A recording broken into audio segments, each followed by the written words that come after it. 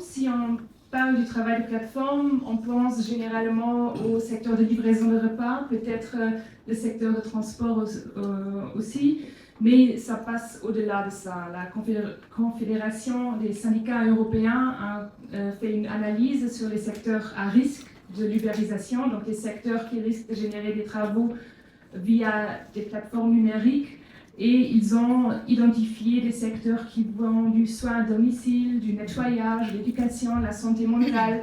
Donc on voit que c'est vraiment un secteur très divers, un secteur qui se développe très rapidement et où déjà aujourd'hui il y a beaucoup de gens qui travaillent à travers les plateformes numériques et ça risque de devenir de plus en plus de gens. Et en même temps c'est un secteur qui n'est pas encore réglementé vraiment, ce qui entraîne des conséquences au premier lieu pour les gens qui travaillent dans ce secteur. Un secteur qui, sous le prétexte de flexibilité, entraîne en général des conditions très précaires pour les gens, donc des revenus instables, des horaires imprévisibles, des contrôles algorithmiques et aussi le risque très souvent d'une fausse indépendance, donc pour les gens qui ne bénéficient alors pas des droits en matière de congés, de maladies, de protection contre le licenciement, etc. Donc on voit déjà qu'il y a le besoin de légiférer, c'est pour protéger en fait les travailleurs de plateforme. C'est ce qui a été fait au niveau européen, où une directive a été adoptée qui devra être transposée d'ici décembre en général. Nous savons que le gouvernement est en train de travailler sur une loi luxembourgeoise, mais nous craignons que ce sera quand même le strict minimum parce qu'entre-temps nous savons que ce gouvernement n'a pas comme première priorité la protection des travailleurs en général. Et c'est pourquoi nous, en tant que DLENG, en étroite collaboration avec la Chambre des salariés, avait également rédigé une proposition de loi que je ne vais pas maintenant expliquer en détail, mais la proposition de loi, elle a deux axes principaux en fait. Le premier, c'est la présomption de salariat sur base de critères bien définis. Donc ce sera en fait à la plateforme de démontrer qu'il n'existe pas de lien de subordination entre la plateforme et les travailleurs. Et si elle n'arrive pas à le démontrer, bah alors les travailleurs ont le droit d'être perçus comme des salariés en fait.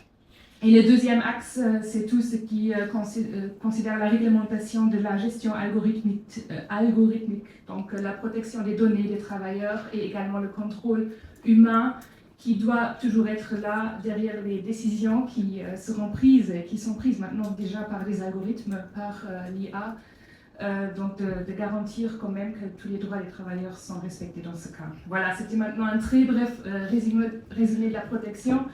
De la proposition de loi, mais ce soir, nous ne voulons pas seulement discuter du droit de travail, mais nous voulons discuter des gens qui travaillent de la plateforme, les travailleurs qui, souvent, pas seulement en ce qui concerne leur travail, se trouvent dans des situations précaires au-delà même du travail.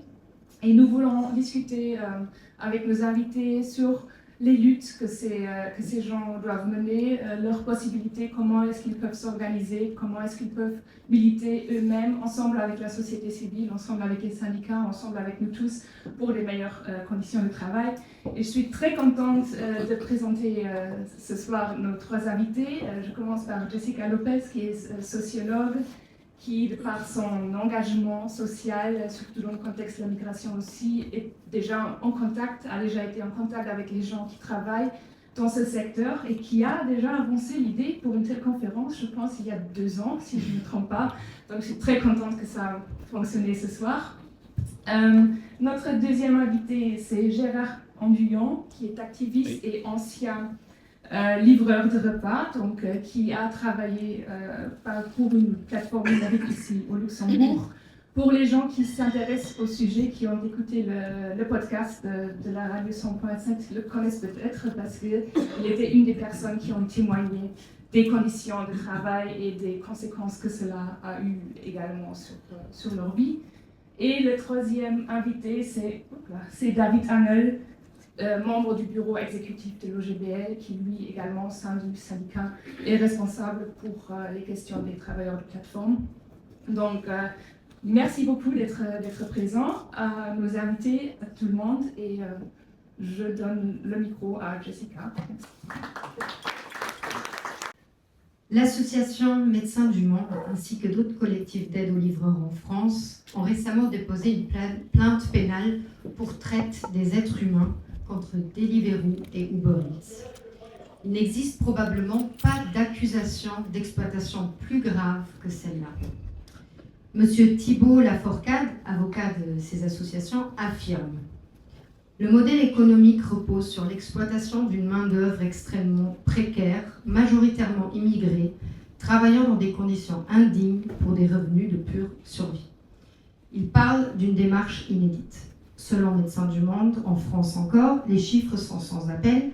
98% des livreurs sont nés à l'étranger, donc quasiment tous, et 64% n'ont pas de titre de séjour. Ici, comme en France, nous n'avons quasiment aucun moyen de vérifier ces chiffres. Au Luxembourg, c'est silence radio, aucune donnée officielle sur le profil de ces travailleurs. Même Eurostat, qui étudie le travail de plateforme au niveau européen, ne contient aucune donnée provenant du Luxembourg.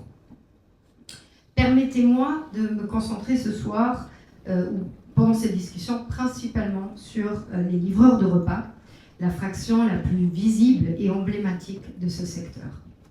Même sans statistiques, la simple observation sur le terrain, en tant que travailleuse sociale et citoyenne attentive, me permet d'émettre une hypothèse. Au Luxembourg aussi, ces travailleurs sont majoritairement migrants, racisés et des hommes. Ce que nous ne voyons pas derrière le gros sac à dos, c'est leur parcours. Quel est leur niveau d'éducation, leurs conditions de logement, quel est leur revenu qu'il leur reste après 12 ou 15 heures de route, et surtout, quel est leur statut administratif. S'agit-il de frontaliers, de demandeurs ou bénéficiaires de protection internationale, de personnes en situation irrégulière sans aucune autorisation de travailler ou séjourner au Luxembourg? Il me semble impossible de faire abstraction de cette question du statut migratoire si nous voulons réellement organiser cette force de travail. Dans la proposition de loi soumise par le député Marc Baum, l'interdiction pour les plateformes de collecter des données sur le statut migratoire est bien inscrite. C'est la preuve qu'il y a une conscience de ce problème.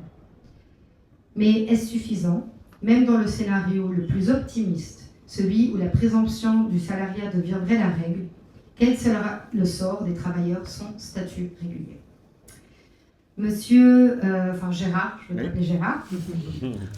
Tu as toi-même été livreur. À partir de ton expérience, est-ce que tu peux tracer un profil du livreur type au Luxembourg? Est-ce que tu penses que les constats de nos voisins français s'appliquent aussi chez nous? Et est-ce que tu as vu au cours du temps un changement dans le profil des personnes qui travaillent dans ce secteur? Moi, j'ai travaillé entre 2020 et 2023 pour Weekly. Et au début, on était très peu. Il y avait tous les profils. Il y avait des étudiants, principalement des étudiants, d'autres personnes qui faisaient ça en plus. Mais après, c'est toujours similaire aux pays voisins. Ça va être la répétition de la même chose. Ça, il va arriver ce qui arrivait à Paris. Au début, c'est comme ça. Et quand ces plateformes-là ont de plus en plus d'indépendants, la rémunération rétrécit. Et là, seules les personnes qui acceptent cette rémunération restent, en fait. Et donc, diriez-vous que c'est des chiffres quand même assez interpellants. 98% ne sont pas nés en France et 64% n'auraient pas de titre de séjour. Est-ce que c'est possible que la situation soit similaire au Luxembourg? Oui, et c'était déjà le cas en 2023, où les personnes que je côtoyais de plus en plus ne parlaient aucune des 3 langues officielles et parfois légèrement anglais. Et est-ce que... comment une personne qui n'a pas d'autorisation de travailler au Luxembourg peut travailler en tant que livreur, sachant qu'il faut, si je ne me trompe pas, une autorisation d'établissement? C'est quoi le mécanisme? Oui, il faut une autorisation d'établissement, il faut un siège social. Donc, pour que cette personne puisse travailler. Mais pour que quelqu'un qui n'ait pas de titre de séjour ou soit en situation régulière, pour qu'il puisse travailler, en fait, il doit sous-louer un compte. Donc, quelqu'un travaille, il a l'autorisation d'établissement, mais il va louer ce compte à cette personne-là. Il n'y a que comme ça qu'il peut travailler.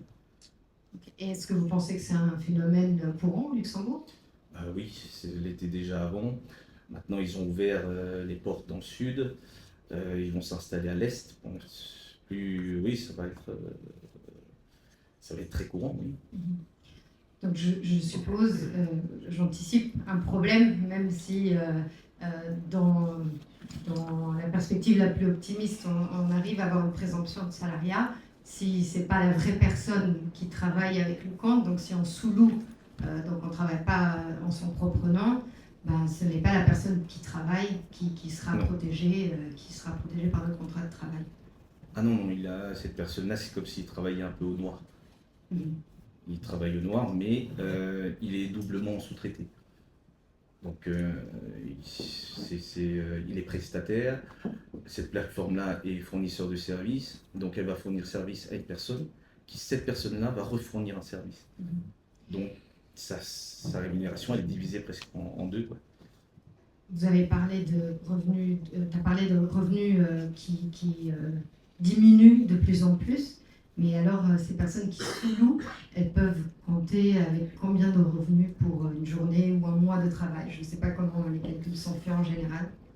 À l'époque, pour, on va dire, 80 heures de moyenne par semaine, on va compter 3300 bruts.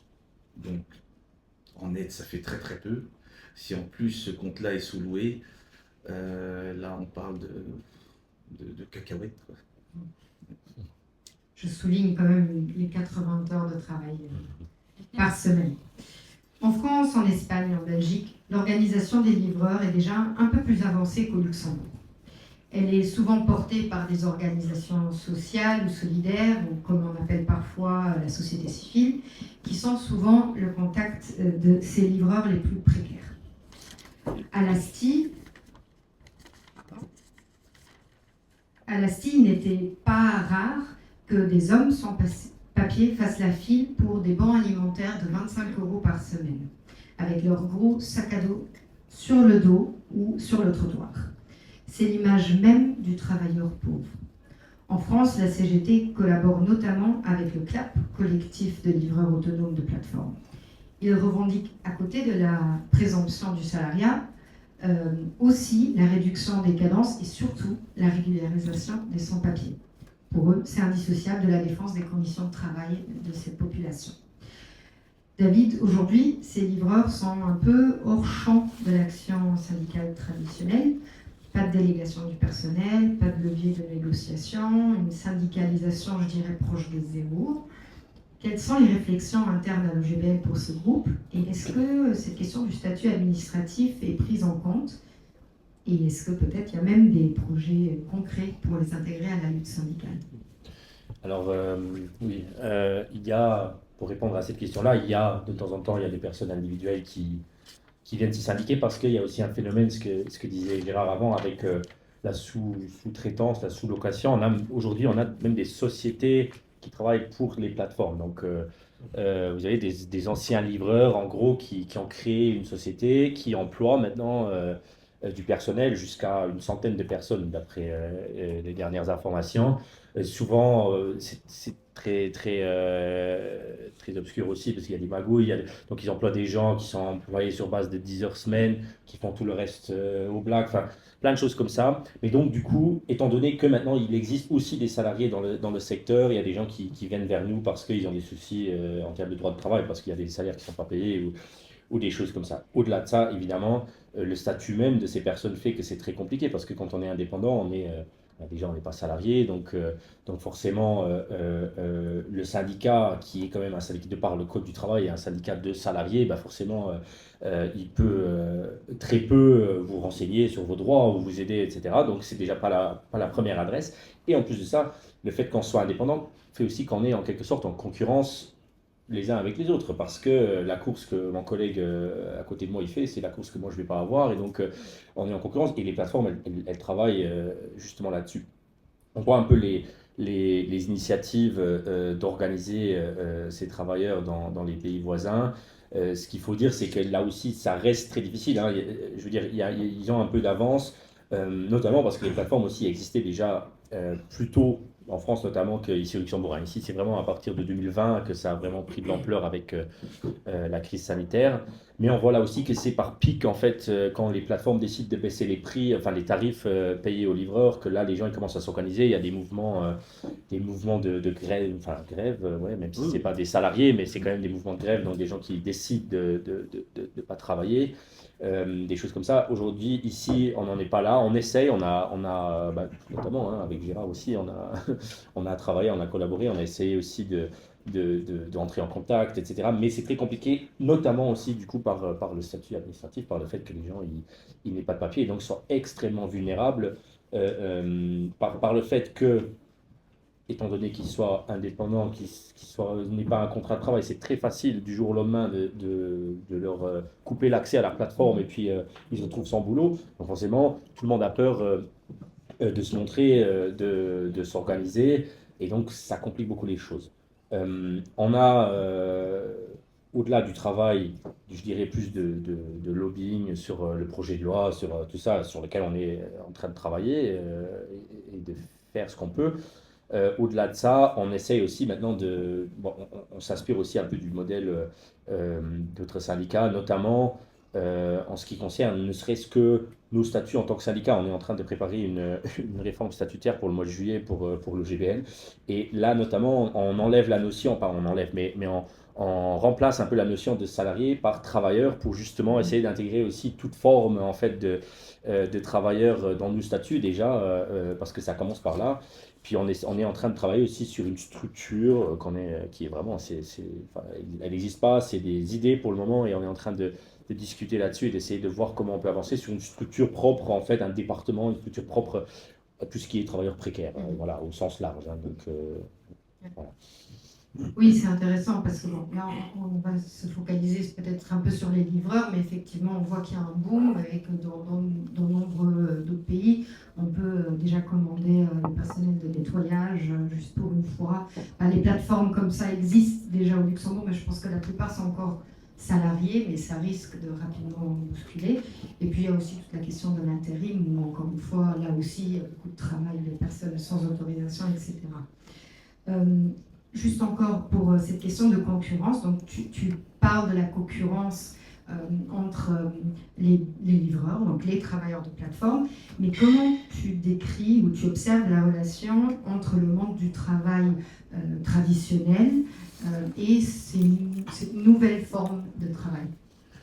Je dirais que là aussi, il y a une forme de concurrence et c'est une concurrence dangereuse pour tout le monde qui est impliqué là-dedans. C'est une concurrence aussi très dangereuse pour le mouvement syndical et pour tout le camp progressiste parce qu'en fait, on dit toujours le capital essaie de diviser les travailleurs pour arriver à ses fins, etc. Mais c'est très concrètement ce qui se passe là parce que, je veux dire, un travailleur salarié au sens classique qui travaille peut-être dans je sais pas, une grande usine, qui a une convention collective, qui a des conditions de travail qui ont été obtenues par des années, des décennies de lutte, voilà, qui est fier de ça aussi, qui est syndiqué. Donc vraiment le modèle classique, ben forcément il peut voir, et si on a une lecture matérialiste des choses, il peut voir dans le travailleur précaire qui arrive, qui travaille pour au final 3 euros de l'heure ou 4 euros de l'heure, qui n'a pas de protection sociale, ben c'est une espèce de concurrence déloyale. C'est pas le travailleur lui-même qui est un concurrent de par sa volonté, mais c'est le système qui fait que les deux populations entrent en concurrence et c'est là-dessus aussi, c'est un peu... c'est aussi le terreau de l'extrême droite, c'est le terreau de tout ça. On voit très bien, hein, on le voit sur d'autres phénomènes, sur la question des frontières avec les délocalisations, où du coup les gens ils disent bah, l'ouverture de frontières, ça signifie que mon usine elle va en Pologne et donc je suis contre ça. Mais ici c'est un peu le même phénomène. Tu peux dire bah, le mec ou la fille qui arrive et qui fait le même boulot que moi ou un boulot similaire que moi pour un tarif beaucoup moins élevé. C'est une concurrence déloyale et c'est cette espèce de division et d'où vraiment l'importance cruciale en fait d'arriver à s'organiser collectivement et d'où aussi l'importance d'avoir des organisations syndicales qui soient comment dire, qui englobent la totalité des gens, de tous ceux qui doivent vendre leur force de travail en fait pour vivre, peu importe le statut, peu importe aussi le statut administratif, etc. Vraiment pour créer de la solidarité là où il y a de la division qui nous affaiblit en fin de compte tous et qui joue aussi sur ces divisions pour, euh, pour en profiter.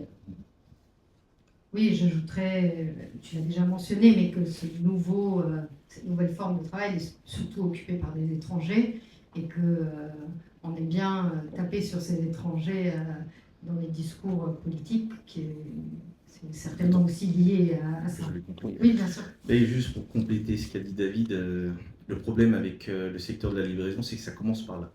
Donc c'était pareil en Belgique, c'est pareil en Allemagne, c'est pareil dans presque tous les pays européens. Et après, ça débouche sur d'autres secteurs. Donc il y a comme ça avait commencé en Île-de-France, dans la région parisienne, où on avait des gens qui étaient dans la vente, mais qui de base avaient un statut salarié et qui ont été remplacés doucement comme ça. Et même, ça va dans des cas extrêmes où des gens qui travaillent dans le bâtiment, ils finissent par être indépendants, sans sécurité sociale, sans rien. Et c'est ce qui va se passer aussi ici, parce que pour une autorisation d'établissement, il ne faut rien, il faut juste aller voir un notaire. Et après, on peut déjà démarrer avec un siège social, c'est tout ce qu'il faut. Et je suppose que ça floute aussi la responsabilité. Donc si au final des comptes, il y a une personne sans autorisation de travail sur le terrain, ben, c'est un peu la faute à personne, parce que l'algorithme ne peut pas vraiment contrôler comme un employeur au sens traditionnel le ferait. Mais Gérard, est-ce que tu peux nous parler un peu de ce qui t'est arrivé en fait quand tu étais livreur, le combat que tu as mené, la bataille juridique également, et si cette initiative que tu as prise a eu un impact sur tes anciens collègues, comment tu le ressens? L'impact sur les anciens collègues, très très peu. On n'était que 2 à la base, et ça avait commencé avec la chambre des salariés. Et Juste pour comprendre, comment as-tu pris contact avec la chambre des salariés? Est-ce que tu peux oui, vraiment expliquer comment ce contact s'est fait, quelles sont les démarches que tu as faites? la chambre des salariés avait déjà une inquiétude sur le sujet, et ils avaient auparavant, c'était à Kirchberg, là où il y a le cinéma, il y a plusieurs restaurants, et ils avaient mis des bannières pour dire aux livreurs de se manifester, qu'ils ont des droits, que voilà, et ça a commencé comme ça. C'est déjà une piste d'organisation intéressante, juste de les aborder directement. Mais alors, tu as contacté la chambre des salariés, qu'est-ce qui s'est passé? Quelle était ta situation? Quelle est la démarche que tu as prise? C'était, bon, je ne peux pas l'appeler collègue, mais l'autre indépendant qui travaillait, on travaillait souvent ensemble, lui, il les a contactés. Et après là, il y a eu une démarche, ils nous ont demandé les conditions de travail, la fréquence de travail, tout ce qui gravitait autour de ce qu'on faisait en fait. Et si on pouvait négocier nos tarifs, des choses qui normalement sont concernées par les indépendants. Et tout ça, au final, non. Et c'est comme ça en fait qu'on apprend nos droits en tant qu'indépendant, c'est dans l'extrême. Donc, quelque part, vous n'étiez pas conscient de l'exploitation, ou il vous a fallu parler avec la chambre des salariés, ou vous déjà vous aviez un pressentiment de dire bon, peut-être c'est pas tout à fait normal la façon que ça se passe. Est-ce que vous étiez vous à la base satisfait de comment ça se passait?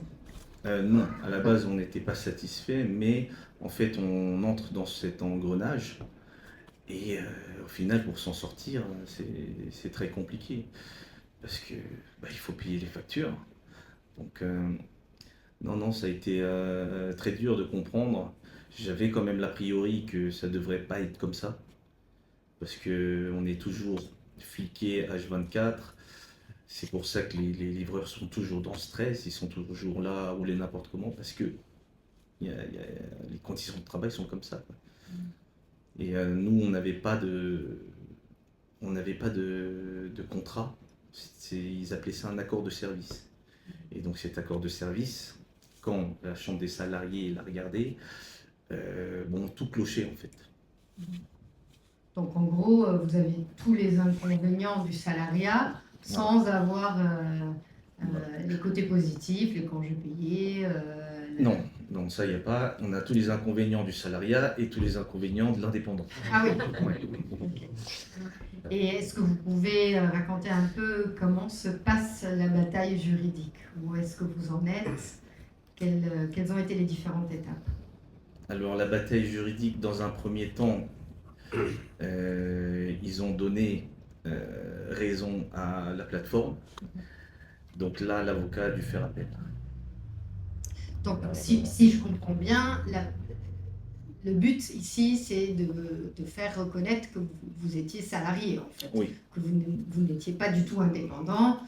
Tu me disais quand on préparait ici que rien que le fait d'avoir le gros sac à dos avec le logo, on est obligé d'avoir la marque de son employeur, quoi. C'est pas Oui, vraiment oui, indépendant.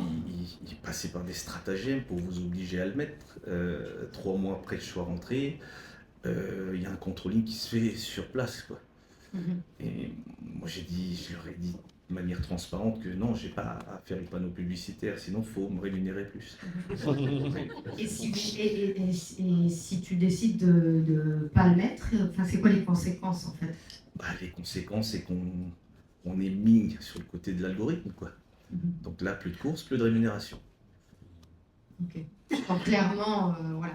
Donc, Il n'y a on pas fait de vraie comprendre- indépendance s'il y a Non. quelqu'un qui décide si vous travaillez ou pas. Non, ils vous font comprendre que voilà, il faut le mettre. Ou au moins la casquette.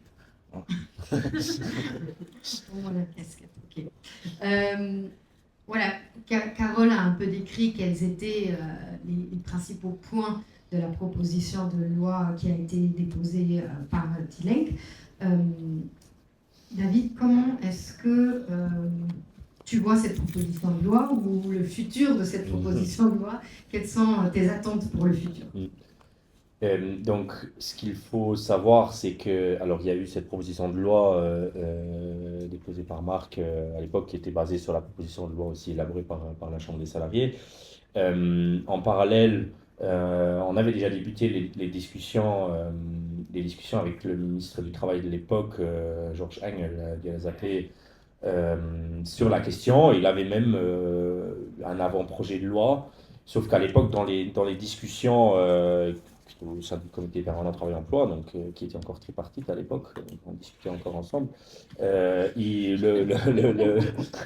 patronat, l'UL, avait vraiment bloqué en disant il n'y a pas encore, la directive européenne n'est pas encore passée, ça ne sert à rien d'avoir un double emploi, de faire une loi maintenant, alors que la directive, on ne sait pas encore quelle sera la tonalité finale de la directive et tout ça. Donc ils ont un peu coupé court à ça. Bon, le ministre de l'époque, il aurait pu avoir le courage politique de quand même déposer le projet de loi. Je veux dire, il n'y a rien qui l'empêchait, hein, mais voilà. Donc, elle a été mise dans un tiroir.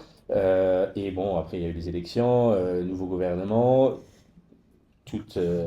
avec tout ce qu'on connaît maintenant. Donc, le ministre du Travail d'après, Michaud, qui avait d'autres priorités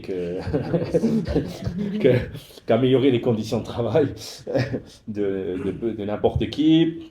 Pareil, donc ce projet, on n'en discute plus. Et donc, changement de ministre, encore une fois, Marc Spautz qui arrive, Marc Spautz, ancien syndicaliste, etc., aile sociale du CSV, tout ce que vous voulez. Et tout de suite, même nous, on lui dit, écoute, là, tu as une occasion de redorer le blason du gouvernement. Donc, hein, pendant 2 ans et demi, vous n'avez fait qu'attaquer les syndicats et les droits des travailleurs, etc. Bah, ici, franchement, ça coûte pas beaucoup politiquement, je veux dire, ça ne dérange personne. Une bonne loi sur les travailleurs de plateforme, une loi qui va dans notre sens, dans le sens de la directive, dans le sens des syndicats, dans le sens des gens qui travaillent là-dedans. Je veux dire, le patronat classique, ça ne peut pas les déranger. Je veux dire, ils n'ont rien à perdre ni à gagner. Donc, on pensait vraiment que ça pouvait être une occasion un peu pour lui de redorer leur blason. Et bon, donc on a discuté, on a représenté pour la xème fois nos idées, nos attentes et tout ça. Et avec les résultats qu'aujourd'hui on se retrouve avec un avant-projet de loi, donc il n'est pas encore public, il n'est pas encore déposé, un avant-projet de loi qui reste loin, loin, loin derrière nos attentes, qui est vraiment comment dire, une transposition à minima de la directive européenne, mais vraiment le strict minimum, et où en fait le plus choquant là-dedans, c'est que ça va être une loi où on sait pertinemment aujourd'hui, si cette loi-là, ou cet avant-projet de loi-là, il devient un projet de loi et après il passe, ça va être une loi qui ne changera strictement rien dans la réalité des travailleurs de plateforme actuellement. On sait très bien que c'est pas via cette loi que il y aura des personnes qui vont qui vont devenir salariés, parce que la liste de critères, elle est floue, parce que les critères ne sont pas adaptés, parce qu'il faut remplir 5 sur 7 critères pour être salarié, parce qu'il faut aller devant les tribunaux pour prouver qu'on est salarié, et parce que le rôle de l'ITM n'est pas assez important. On sait très bien que les gens-là, en général, c'est vraiment exceptionnel qu'ils puissent se permettre d'aller devant un tribunal, parce qu'en général, il n'y a pas une chambre des salariés derrière qui soutient, etc. Donc on sait très bien que c'est une loi ça va être juste service minimum pour dire on a transposé la directive et que dans la réalité ça change rien. Nous, notre intérêt, c'est, je veux dire, on s'en fout qu'il y ait 13 critères ou 15 ou 17 ou 3. On s'en fout de toutes les notions juridiques et tout ça. Nous, ce qu'on veut, c'est qu'à la fin du compte, les 2000 livreurs qui existent ou plus maintenant, voilà, qu'ils deviennent salariés. C'est ça qui nous intéresse. Donc ce qu'on veut, c'est une loi qui ait ça comme résultat. Et ce n'est pas le cas. Et d'ailleurs, dans l'exposé des motifs de l'avant-projet de loi, le premier objectif de la loi, c'est surtout garantir la compétitivité des entreprises qui travaillent dans le secteur des plateformes. Donc avant même de dire on veut améliorer les conditions de travail ou les conditions de vie ou faire quelque chose contre l'esclavage moderne ou tout ça, non, attention, la compétitivité. Donc ça rentre un peu dans la logique de ce gouvernement qui met la compétitivité avant tout. On suppose que derrière les entreprises Uber, Volt et compagnie font du lobbyisme aussi et sans aller toquer à des portes, on a des indicateurs là-dessus.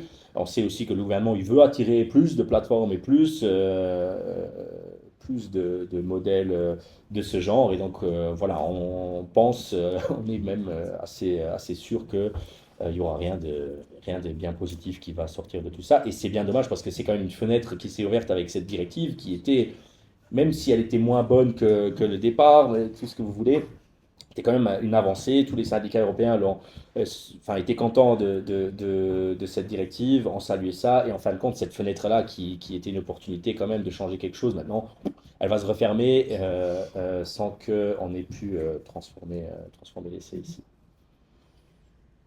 Oui, donc moi je pense que ce qui est intéressant avec ce que tu viens de dire, c'est que bon, les perspectives ne sont pas super optimistes, et normalement quand les perspectives ne sont pas super optimistes, la nécessité d'organiser les personnes est d'autant plus importante. Moi personnellement, ce qui me manque un peu dans ce débat sur le statut des personnes travaillant pour les plateformes, c'est justement la question migratoire qui, pour moi, est centrale. Et les personnes que nous voyons à l'ASTI, l'ASTI a distribué des bons alimentaires, mais aussi voit ces personnes en permanence, donc des personnes qui travaillent comme livreurs qui n'ont pas de couverture sanitaire, donc qui, pour se soigner après un accident de travail ou juste pour une rage de dents, doivent aller chez les médecins du monde, doivent manger à Sturmfunderstrasse, donc qui coûtent à la société beaucoup d'argent et qui sont complètement exploités et qui évidemment n'arrivent pas à faire face à ces grandes entreprises multinationales, etc. Donc, sachant cette difficulté et connaissant le profil, même si malheureusement on n'a pas les chiffres, on a quand même tous des yeux, on le sait, on le voit. Gérard, toi qui as travaillé dans le secteur, tu confirmes que c'est ça la réalité du terrain. Mais qu'est-ce qu'on peut faire pour organiser ces travailleurs ? Quelles sont les possibles pistes ? Et je me tourne aussi vers Dylan, qui est le député. Enfin, est-ce que c'est une question à laquelle on pense, est-ce que cette loi ne devrait pas venir de pair avec une régularisation ou une mise à zéro du compteur des personnes qui travaillent dans le secteur des livraisons et dire voilà, tous ceux qui travaillent, manifestez-vous pour être régularisés, parce que sinon il y aura très peu peu de pression si on sait que voilà, 2/3 des personnes qui effectivement travaillent dans le secteur ne pourront jamais se mobiliser. D'ailleurs, notre expérience à l'ASTI est que quand un livreur est contrôlé et qu'il n'a pas d'autorisation de travail papier, il est très rapidement mis en centre de rétention et expulsé. Donc ce n'est pas systématique au Luxembourg que les personnes sans papier sont expulsées. Parfois, il y a un peu de clémence quand c'est des familles, quand c'est des femmes. Mais pour les livreurs, l'expérience et les échos de terrain, c'est que c'est des hommes tout seuls, ça va très très vite. Donc voilà, ma question c'est comment aborder ces personnes et est-ce que ça ne devrait pas venir de pair avec une régularisation?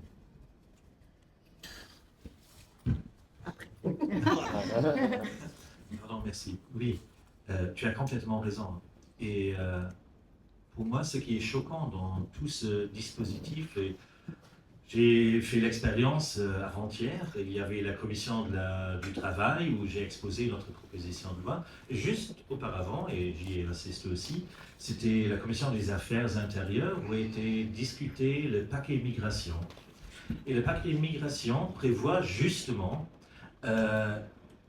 d'ici la fin d'année, environ 2000 personnes sans papier. Ça, c'est le but affiché du gouvernement, expulser des personnes qui ne sont pas en ordre.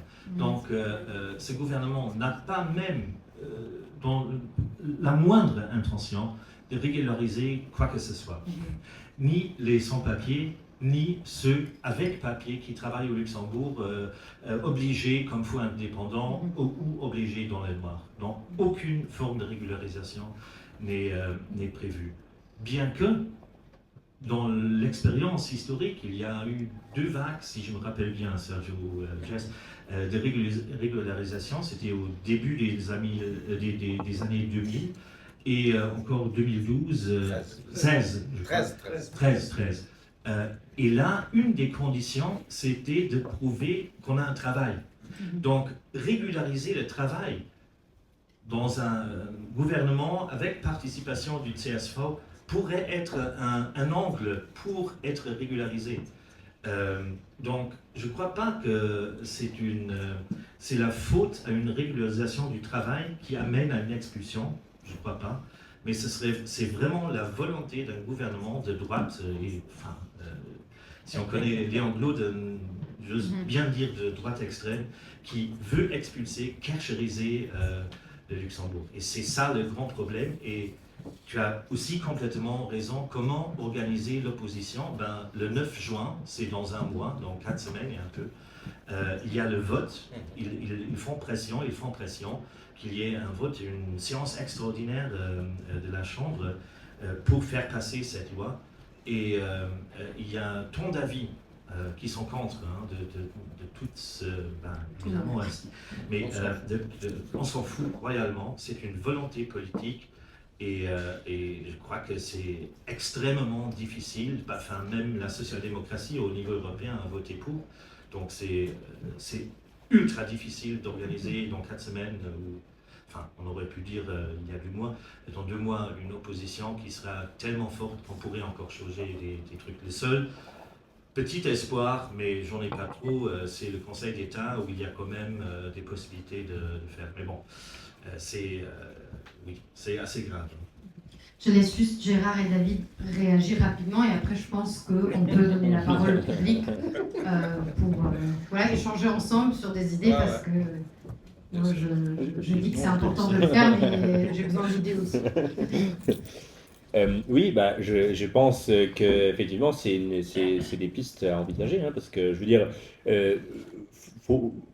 comment dire, la directive et maintenant la transposition de la directive en droit national, c'était un peu aussi l'espoir de notre côté en se disant, avec une transposition ambitieuse de cette directive, ça va nous donner aussi les outils ou les possibilités plus de facilité à organiser les gens. Parce que si tu n'as pas, si tu as une présomption de salariat, tu deviens salarié, éventuellement tu es dans une entreprise où tu peux avoir une délégation du personnel, on peut tomber sur nos outils classiques en fait syndicaux qui sont aussi garantis par le Code du travail, qui sont les outils qui sont à notre disposition et ensuite ça va devenir beaucoup plus simple d'organiser les travailleurs de ces plateformes. Maintenant, il faut se dire que probablement ça ne sera pas le cas avec ce projet de loi, si jamais il y a une loi qui passe, parce que même ça, j'ai des doutes que ça aille jusqu'au bout, ou que ce soit vraiment juste le texte de la directive sans plus. Mais dans ce cas, il faut se tourner vers d'autres stratégies. Et je pense que bon, une stratégie, c'est évidemment le fait d'organiser les gens. Bon, ça, c'est notre boulot. Après, il faut savoir aussi que organiser des gens dans un secteur qui est complètement vierge, entre guillemets, de toute activité syndicale, c'est du boulot, quoi. Il faut du monde, il faut des gens qui y vont tous les jours, tous les jours, tous les jours. Donc, c'est aussi une question de ressources, c'est une question de personnes que tu peux payer pour y aller, pour organiser, hein. C'est aussi ça, hein. C'est des questions très pratiques après qui se posent. Et après, c'est vrai qu'il n'y a pas de secret là-dessus. Après, il y a les outils, voilà. Et il faut aller sur le terrain, il faut parler aux gens, il faut les aborder, il faut peut-être faire des permanences mobiles, des choses comme ça, tout ce que vous voulez.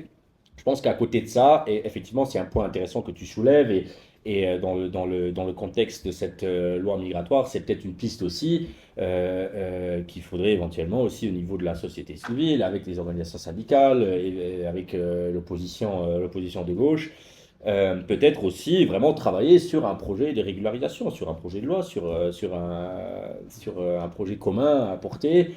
Euh, Probablement pas sous ce gouvernement-ci, mais peut-être alors pour le prochain, hein, déjà posé, parce que je veux dire, pour toutes les questions dont on parle en ce moment, en tout cas nous, on n'a plus trop d'espoir que ce soit encore sous ce gouvernement que les choses changent vers meilleur. On espère que ça n'ira pas jusqu'en octobre 2028, et même si ça va jusqu'en octobre 2028, on essaye juste qu'il n'y ait plus trop d'attaques et de se défendre au maximum. Je pense qu'il faut déjà maintenant commencer à préparer la suite, et déjà maintenant aussi aller voir les partis qui risquent d'être dans le prochain gouvernement et les mettre devant leurs responsabilités et dire nous on veut ça parce qu'on le demande, la société civile le demande, les syndicats le demandent, c'est une nécessité. Et donc je pense que ça serait vraiment intéressant de s'échanger dans les semaines et les mois à venir là-dessus, et vraiment de bosser concrètement sur un projet sur cette question-là. Ça peut être une piste très intéressante.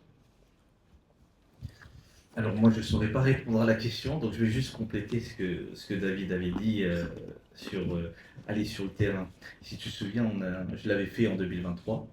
J'avais essayé de prospecter les gens, je leur avais parlé de leurs droits, que c'était de l'esclavage moderne, ce qu'on était en train de vivre. Et c'est là où c'est très compliqué, parce que parfois la communication ne passe pas, parce que les langues, c'est même pas les mêmes langues qu'on parle, et c'est des gens qui sont dans une précarité, donc ils sont aliénés par le travail, ils en sont dépendants. Moi, quand je parlais de 80 heures par semaine, je suis même pas un cas extrême, quoi. Je dois être je dois être au milieu de la. Oui, voilà. Oui, quand même pas. Mais il y avait des cas plus hauts, quoi. Il y avait des cas où les gens travaillaient avec 2 comptes pour avoir 2 fois plus de courses. Non, ça allait loin, mais sur le terrain, c'est compliqué.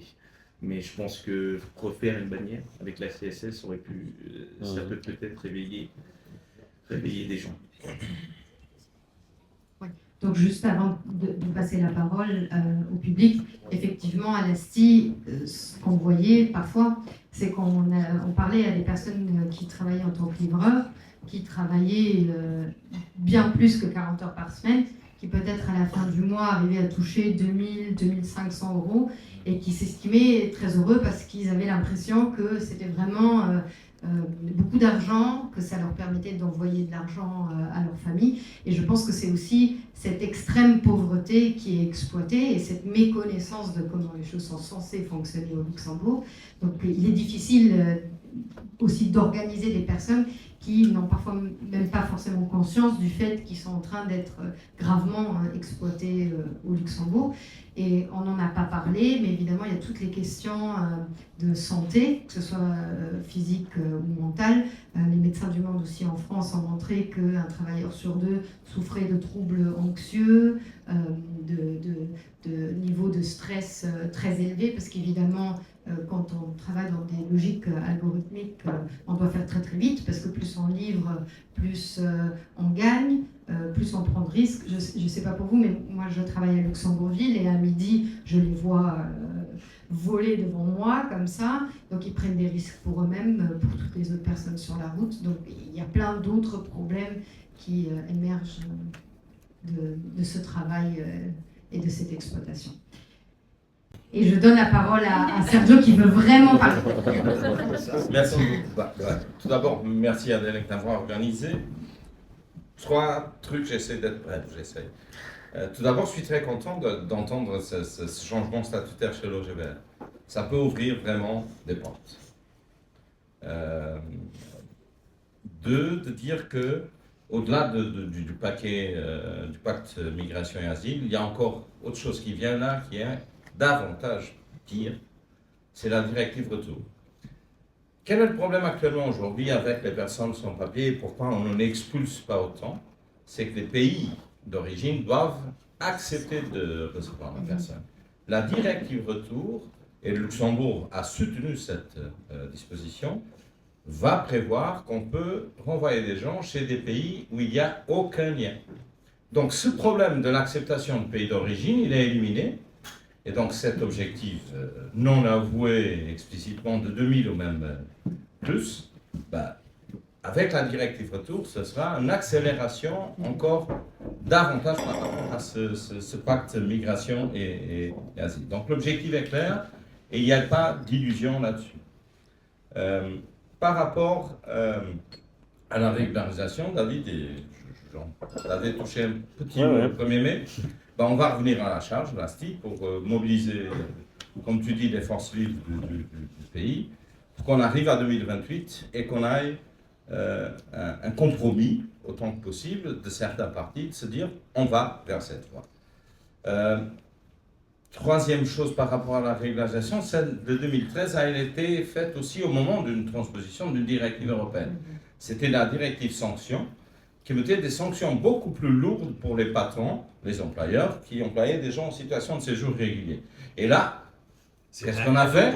On a fait une amnistie pour les patrons. À vrai dire, c'était une amnistie pour les patrons, ce n'était pas une régularisation en faveur de la dignité et des droits des personnes qui travaillaient de cette façon. Donc là non plus, il ne faut pas, comment dire, dorer la pilule de Nicolas Schmitt avec son cœur social. Il a fait pour des raisons très pragmatiques et plutôt avec des préoccupations sur la compétitivité.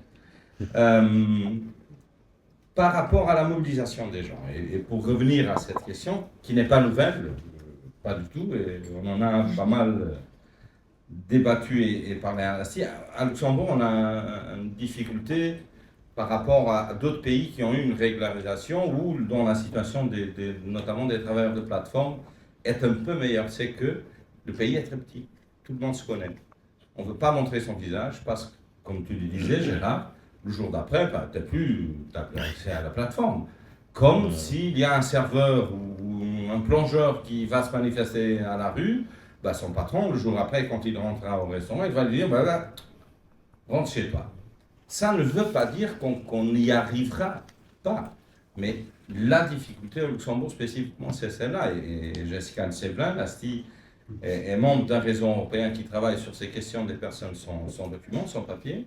Et clairement, en Irlande et en Espagne, où il y a eu les 2 dernières régularisations plus importantes en Europe, ça a aussi fonctionné parce que les gens concernés se sont mobilisés et ont montré leur visage. Ici, je ne suis pas sûr qu'on arrivera, mais il faut essayer de le faire de plusieurs façons différentes, peut-être. En parlant aux gens dans la rue et en faisant des campagnes, je ne sais pas. Et dernière réflexion, mais ce n'est qu'une réflexion que j'aimerais partager avec vous, et je ne crois pas que je me trompe, tout ça a à voir aussi avec quelque chose d'autre, c'est que ni les livreurs, ni les personnes sans papier sont des électeurs. Et quand on voit les luttes syndicales qu'il y a ces derniers temps, il y a, sans vouloir mettre la charge sur les personnes qui travaillent dans la fonction publique, c'est pas ça. Mais avec la fonction publique, c'est facile de trouver des accords. Le secteur privé, c'est plutôt des étrangers et des non-électeurs. Et ça explique beaucoup de choses. Je continue sur le thème. ou une autre approche. La première chose qui m'a toujours étonné au Luxembourg, c'est la question qu'en fin de compte, on parle très peu du mot ubérisation. C'est-à-dire que la question des taxis, par exemple, n'a pas pris au Luxembourg. Hein. Et je crois qu'au niveau de l'analyse qu'on peut faire, c'est simplement qu'il y ait quelque part, la question des taxis, c'était un marché qui était néanmoins aux mains de petits patrons luxembourgeois, et que là, bizarrement, la politique a dit non, pas trop, quoi, parce qu'on va se retrouver avec des patrons qui ne vont pas être contents, et que les grands partis ont dit non, plutôt ne pas rentrer.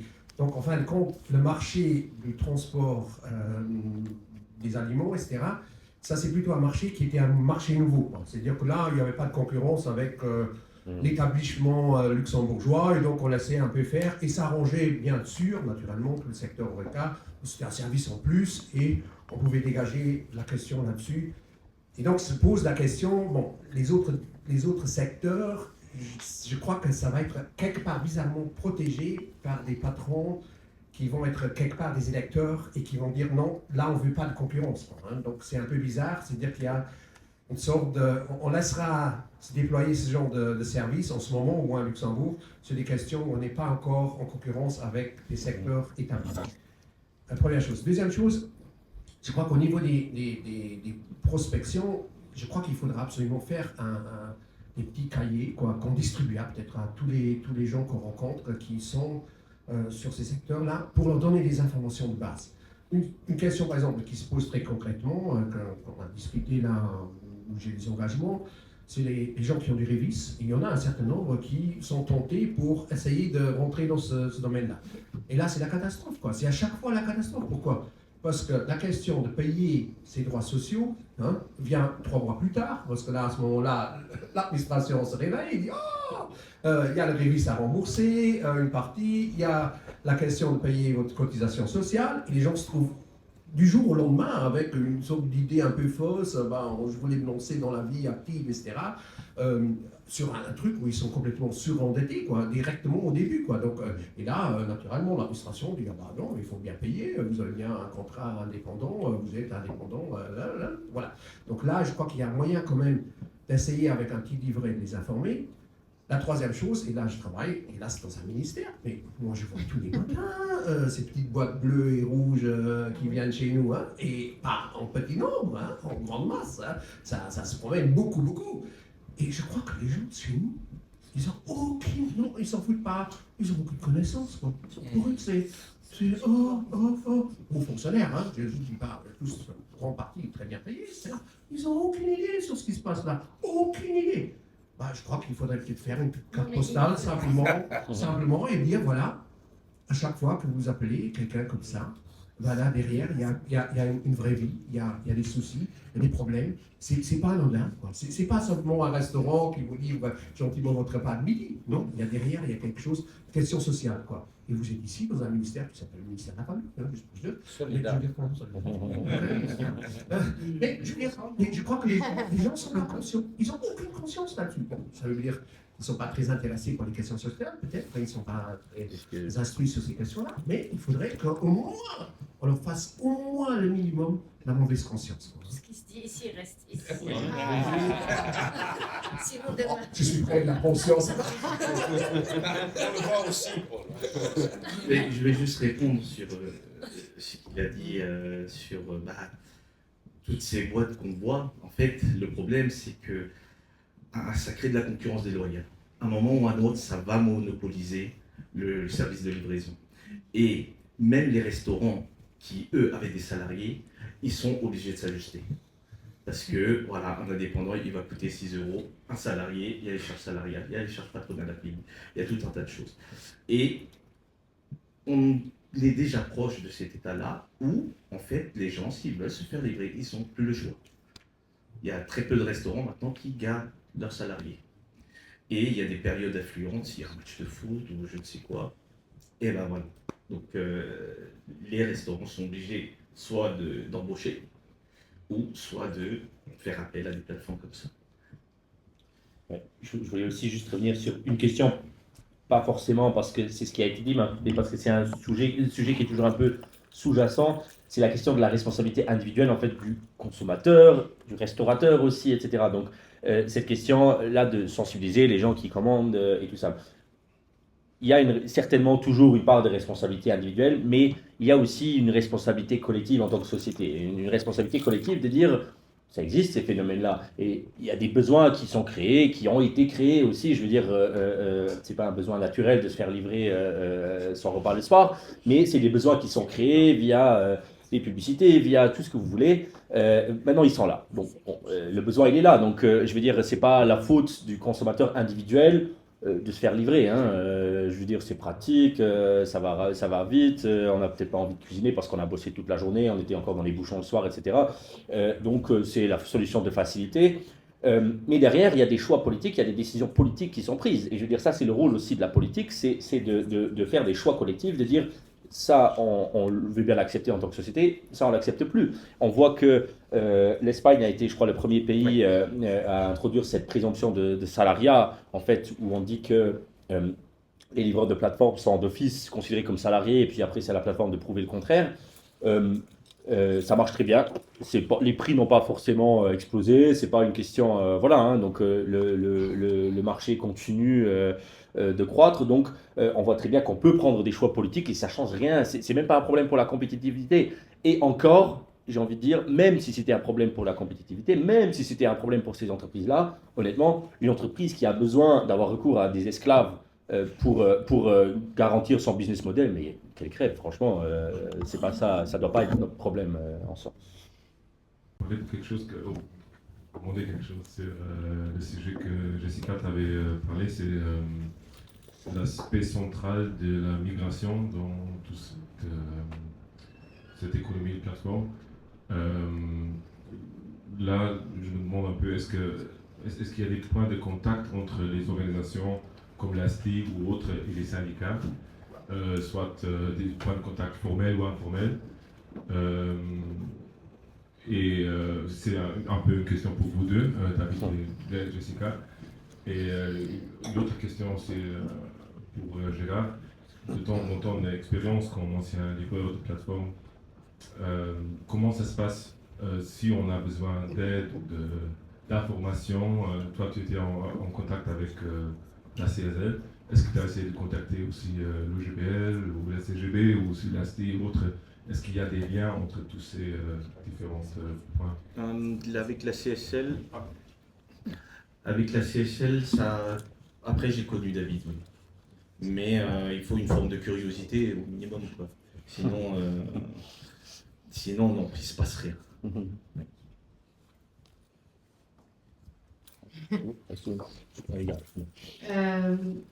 Oui, bon, le contact est là, on se croise régulièrement sur différents sujets et nos luttes se croisent continuellement. Je pense que l'année dernière, en juin, c'était un bel exemple de comment la lutte syndicale et la lutte de la société civile peuvent joindre les forces.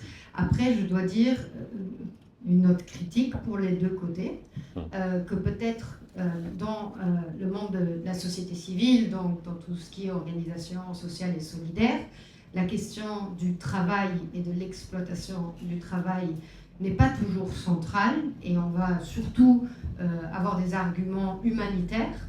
Donc on va avoir un langage aussi qui est beaucoup plus d'aide, de soutien.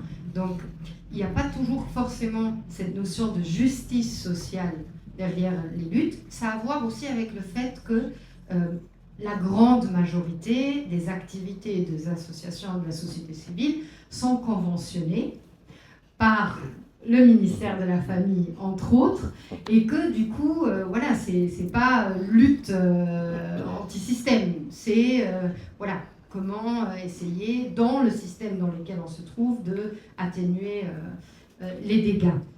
Ça ne veut pas dire que la société civile n'est pas revendicative, mais ça limite un peu, et parfois même le lexique est beaucoup plus un lexique voilà, humanitaire.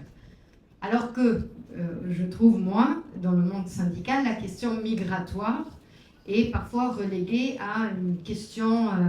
voilà, il y a un département des immigrés qui travaille sur ces questions, mais elle est au centre de l'exploitation par le travail. Donc le fait qu'on a une société au Luxembourg très stratifiée, les fonctionnaires sont luxembourgeois, dans le privé, c'est les frontaliers et les étrangers, et dans les travaux intérim et plateformes, c'est les sans-papiers ou bénéficiaires de protection internationale. Je généralise, hein, mais c'est quand même un peu ça. Et du coup, la question migratoire, elle est centrale, et la question de la régularisation, c'est une question de lutte contre l'exploitation par le travail, c'est pas juste une question humanitaire. Donc voilà, on se croise, mais peut-être il faudrait se croiser plus. Je vais juste enchaîner là-dessus. Donc, je pense que si on veut faire une autocritique du côté du mouvement syndical, c'est, je veux dire, le syndicat n'est pas la base ou l'idée du syndicat, c'est pas d'être un prestataire de services et d'aider des gens qui sont en difficulté. L'idée du syndicat, c'est un regroupement de travailleurs qui luttent collectivement pour leurs intérêts.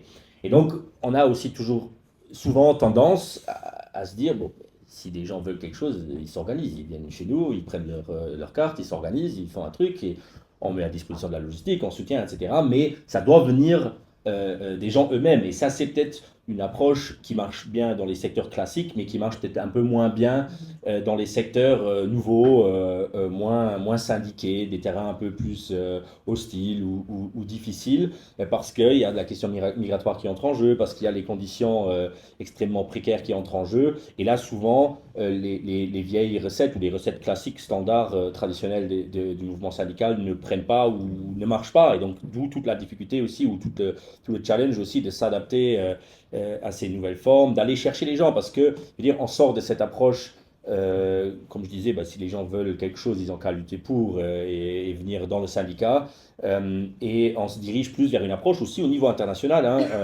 mais ici aussi, de se dire, mais il y a quand même des secteurs qui doivent être organisés, qui ne sont pas aujourd'hui, et donc il faut mettre à disposition des moyens, il faut mettre des ressources là-dedans. C'est quelque chose, juste une parenthèse, Amazon, ici au Luxembourg, c'était un travail de longue haleine d'organiser les gens chez Amazon, d'entrer dans Amazon, parce qu'ici au Luxembourg, Amazon, c'est pas des travailleurs logistiques comme dans d'autres pays. Ici, c'est des gens de bureau, c'est des expats, c'est des gens qui viennent de loin, qui viennent pour 1-2 ans, qui repartent, etc. Mais ça a quand même fonctionné. Et c'était un travail de longue haleine. C'était le fait de mettre à disposition des ressources, des personnes, de dire à une personne ou deux, mais toi maintenant, tout ce que tu fais, c'est aller chez Amazon, essayer de trouver des gens qui sont prêts à s'organiser. Et je pense que sur les plateformes et en général sur les nouvelles formes de travail plus précaires, c'est une approche qu'il faut beaucoup plus développer, sans cacher évidemment aussi que ça demande des ressources, que ça demande du travail, que ça demande de l'argent et tout ça. Je vais rebondir sur ce que Gilles a dit parce que ça allait un peu dans le même sens. Concernant le Révis aussi, c'est que dans le cadre de mon travail, j'ai pu parler avec des travailleurs sociaux qui accompagnent les réfugiés et qui, d'après leurs observations qui sont faites par rapport aux demandes de protection internationale et les chances qu'on a pour l'obtenir, il y a un élément qui est central, c'est le fait de ne pas, j'allais dire profiter, mais c'est pas profiter, de ne pas être dépendant en fait d'aide sociale de l'État, parce qu'il faut que ces personnes ne coûtent rien à l'État. Donc en fait, le simple fait de demander un révis, qui est quelque chose dont on ne bénéficie pas mais qu'on subit et qui en même temps doit être remboursé, c'est déjà quelque chose qui apporte un point négatif pour avoir accès à la protection internationale. Et du coup, il y a des travailleurs sociaux qui, de leur propre gré, alors que c'est considéré comme un droit, vont dire ah non, vaut mieux pas, plutôt aller travailler, et plutôt même aller travailler dans des conditions très très précaires et déplorables que de demander par exemple le révis. Et un autre truc auquel j'ai pensé, c'est que cette espèce d'impasse dans laquelle sont les gens quand quelque part ils ont besoin de faire quelque chose, ils ont besoin d'agir, ils ont besoin de travailler, ils ont juste envie de participer à la société. Et en fait, les possibilités qu'ils ont, déjà au bout de 6 mois, ils ont 0 possibilité, sauf celle-là, par exemple, même sans être bénéficiaires d'un statut, enfin sans être régularisés, ils peuvent quand même faire ce genre de travail. Et pour eux, c'est toujours quelque chose qui est facile, quelque part, d'accès. Et quand ils font ça, quelque part, ils sont encore une fois doublement dévalorisés, parce que c'est aussi un travail qui n'a pas réellement de valeur sociale, parce qu'on pourrait dire que c'est aussi un travail lié à des besoins artificiels qui ont été créés, et on n'a certainement pas besoin de 15 entreprises différentes qui livrent des repas. Donc, on est, quoi qu'on fasse, en tant que personne dans cette situation-là, on est toujours quelqu'un qui n'a pas, à qui on dit tu n'as pas de valeur en fait, tu sers à rien. Et si on voudrait être un petit peu utilitariste, on pourrait dire mais on a des secteurs stratégiques qui existent où on a besoin de main-d'œuvre, et même si les personnes n'ont peut-être pas les formations, les compétences qu'il faut au départ, l'État pourrait investir quand même dans des formations pour ces personnes pour qu'ils puissent y accéder. Ça, c'est une logique un peu plus utilitariste, mais quand même. Mais voilà, donc il y a un peu cette double impasse de... même si on régularise, par exemple, ce qui était une bonne chose, parce qu'on a accès aux mêmes droits que tous les citoyens, on a accès au droit de travail et tout ça, on va quand même pas régulariser, on ne devrait pas régulariser pour que les gens continuent à pouvoir faire des travaux précaires dans une situation, même en ayant de leurs papiers, c'est pas le but en fait. Juste pour dramatiser encore un peu plus son propos, les demandeurs de protection internationale ne peuvent pas travailler légalement en tant que livreurs. Donc, pour avoir une AOT, donc une autorisation d'occupation temporaire, il y a une démarche complexe à faire qui implique un employeur et l'ADEME, donc pas les plateformes numériques. Et du coup, évidemment, il y en a beaucoup qui travaillent en tant que livreurs, mais qui le font en sous-louant des comptes. Quand tu parles des personnes qui ne peuvent pas devenir ce qu'on appelle dans la loi une charge déraisonnable pour l'État, il s'agit effectivement de personnes ayant une autorisation de séjour et étant ressortissants de pays tiers. Donc quand on est ressortissant de pays tiers, il vaut mieux ne pas demander leur IBIS parce que de toute façon, après, on ne renouvellera plus votre titre de séjour. Donc voilà. Merci. Comme on a encore un peu de temps, il n'y a pas d'autres questions, je vais poser la même question. Non. Oui, je comprends qu'il n'y a pas de point de contact formel entre les organisations organisatrices et les syndicats. Mais David a parlé un peu de lutte collective pour des gens comme les travailleurs plateformes pour se battre pour leurs droits qu'ils ont ou n'ont pas encore. Et là, je me pose la question si ça fera du sens de collaborer d'une manière pour faciliter une lutte collective pour un secteur comme l'économie des plateformes, ou bien est-ce que les syndicats ont des idées, des projets pour le futur pour faciliter la lutte qui vient peut-être spontanément des gens, des livreurs eux-mêmes, ou bien de bouger quelque chose dans le secteur. Ce que je disais un peu avant, qu'on est en train de travailler sur une espèce de département ou de section dédiée au travail précaire, donc ça c'est une des pistes sur laquelle on est en train de travailler. Je pense que ça serait dans tous les cas bienvenu de structurer la collaboration avec d'autres organisations de la société civile. C'est d'ailleurs ce qu'on a essayé un peu de faire, un peu dans le giron aussi de la grande manif de l'année dernière. On a essayé de structurer un peu cette collaboration, d'avoir des échanges réguliers. Maintenant, effectivement, il faudrait se poser la question où est-ce qu'il y a des points de contact très, très concrets, des gens qui viennent d'un côté comme de l'autre. Alors je sais que ponctuellement ça se fait, hein. Quelqu'un qui vient à l'ASTI avec un souci de droit du travail, il est peut-être redirigé vers les syndicats et vice-versa, hein. Ça arrive. Mais c'est vrai qu'on pourrait se poser la question de structurer ces collaborations, hein. Ça fait quoi? Je sais pas, ça fait 8 ans que je travaille à l'EGBL. Je pense qu'il y a dû y avoir dans le passé des différences entre certaines organisations de la société civile, les syndicats, que je ne connais pas, mais je pense que beaucoup vient aussi de là, en fait, le fait qu'on ne collabore pas plus activement. Et je pense que dans tous les cas, des phénomènes comme le travail de plateforme ou autre, ça devrait nous inciter à le faire plus activement ou plus, de manière plus structurée, parce que c'est dans l'intérêt aussi de tout le monde. Mais encore une fois, là aussi, il faut aussi que on peut inciter, on peut mobiliser, on peut assister, mais il faut aussi qu'il y ait une volonté des gens eux-mêmes de s'organiser, et ça c'est quand même tout l'esprit du syndicat, donc il faut aller le chercher, je suis d'accord, mais le problème reste toujours, et c'est le problème qu'on voit aussi à l'étranger, qu'on voit aussi à Paris ou à Berlin, c'est que ça reste des vagues de mobilisation qui retombent rapidement et que c'est très difficile de structurer, aussi dû au statut administratif, à toutes ces questions-là, des gens qui viennent, qui repartent, et ce qui rend très difficile, il ne faut pas le cacher, ce qui rend très très difficile l'organisation collective. Juste pour ajouter à ça, et aussi pour expliquer peut-être pourquoi ça vient en vague de mobilisation et pourquoi c'est difficile, il y a des livreurs qui vivent dans la rue. Il y a des gens qui, quand on est dans la survie, l'organisation collective, c'est secondaire. Il faut survivre le jour, et parfois c'est plus facile que d'autres fois. En pensant par exemple aux travailleurs intérim, moi j'oublierai jamais qu'à l'Asti on a distribué des bons alimentaires à un monsieur qui était le monsieur que vous voyez peut-être parfois si vous prenez le train le matin et que vous arrivez à Luxembourgville, qui vous distribue l'essentiel devant la gare. Donc c'est un travailleur sans papier qui est engagé par une boîte d'intérim événementiel, publicitaire, je sais pas quoi, qui est payé l'heure et qui dort à la gare de Luxembourg, et qui ensuite met sa veste pour distribuer l'essentiel, et qui vient chercher l'aide alimentaire à l'Asti. Donc voilà, je pense que ça contribue à la difficulté effectivement d'organiser cette population, parce que voilà, quand on a faim, quand on n'a pas un toit sur la tête, c'est très, très compliqué. Et il y a cette instabilité, un jour on est là, un jour on n'est pas là, puis pendant quelques mois ils sont quelque part à Villerue, et puis ils reviennent, et puis ils essayent à Paris, et puis quelques ans après on les recroise.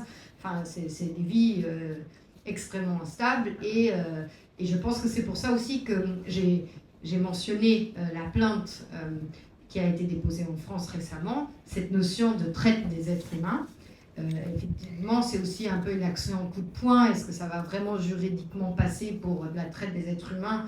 J'en doute, mais de mettre des mots aussi forts, c'est aussi, je pense, pour montrer, voilà, vous exploitez des personnes qui sont dans une vulnérabilité extrême, et vous les faites faire du travail esclave, quasiment.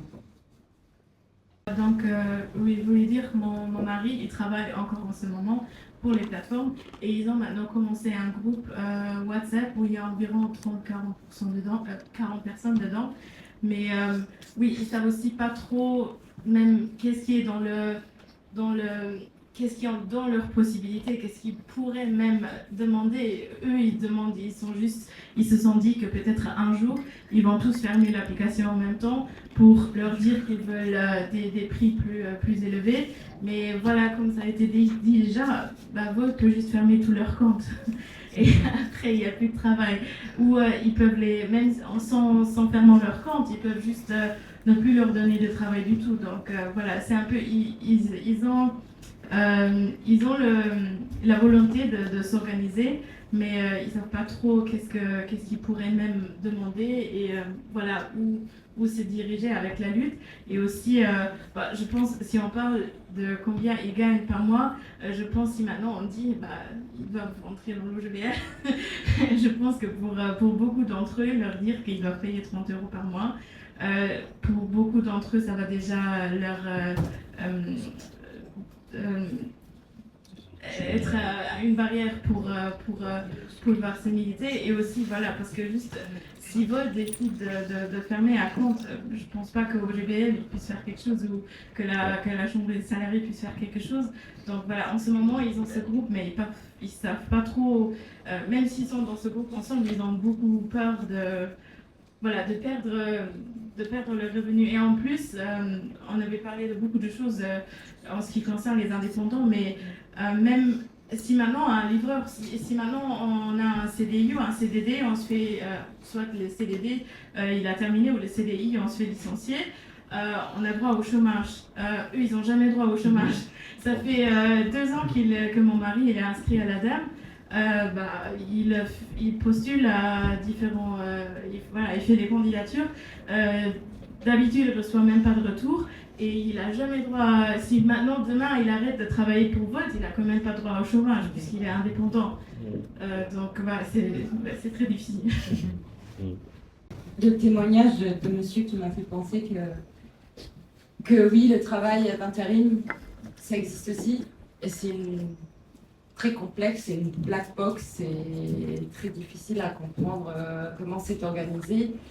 Et on a l'impression que voilà, il y a ça, qu'il fallait à un moment donné aussi réglementer. Et avant même qu'on ait fini de réglementer ça, il y a déjà une nouvelle saloperie qui se ramène, et c'est le travail des plateformes. Donc il y a aussi, c'est pour ça je pense qu'il y a deux niveaux d'agir ensemble. C'est que quelque part, oui, il faut que les gens qui sont concernés par ce genre de travail s'organisent, mais il faut aider les gens à s'organiser, et ça c'est le rôle des syndicats, c'est aussi le rôle de mouvements politiques. Et à un autre niveau, il faut des lois. Donc il faut des propositions de loi, et des propositions de loi qui se basent aussi sur ce genre de récits qui viennent de la vie de gens qui expérimentent vraiment ça.